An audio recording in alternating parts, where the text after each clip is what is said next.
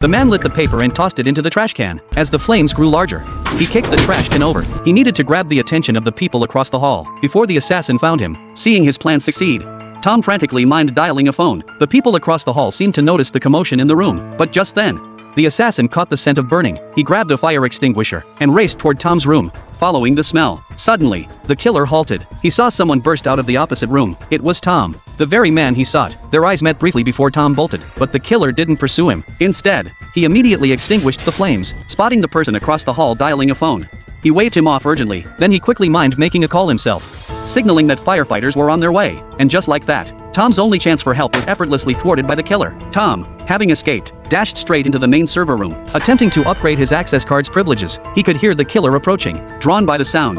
Yet the card writing progress bar still showed a long way to go.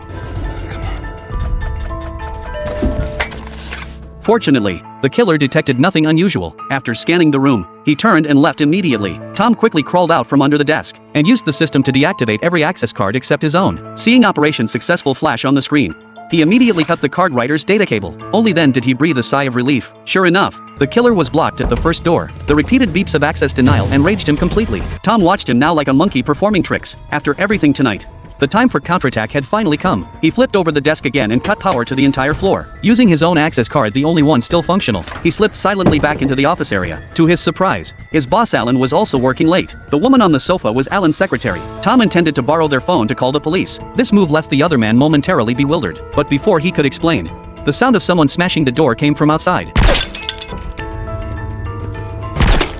Alan finally grasped what was happening, but it was too late. The assassin pressed a gun to his neck, demanding if he'd seen Tom. Meanwhile, Tom slipped out again, unexpectedly. After warning Alan, the killer left him alive, perhaps planning to use Alan's life to blackmail Tom later. After the assassin departed, the two reunited. Tom led Alan through winding office corridors, searching for a safe escape route. But then they saw the killer swinging a sledgehammer at a door. Not the main entrance, but the security door to the archives. That door was reinforced with steel and bulletproof glass. Even cannon fire couldn't breach it in one blow. Seeing the killer's futile efforts, the two retreated back inside. Just as they were planning an alternate escape route, they suddenly realized the hammering had stopped. Alan quickly turned off the desk lamp, and the two vanished into the darkness. Moments later, the killer emerged pushing a chair, clearly with a colleague strapped to it. He demanded Tom hand over the access card, or else this man would get a bullet. But Tom had seen all his colleagues already dead. He knew the killer's ruthlessness, and guessed the colleague outside was long gone, so he wasn't intimidated by the threat. After putting on a show for a while with no response, the killer didn't want to waste time there. He left the colleague behind and departed. Tom and Alan couldn't resist going to check. They discovered the dead man was the janitor, the first person killed. The killer must have used his access card earlier,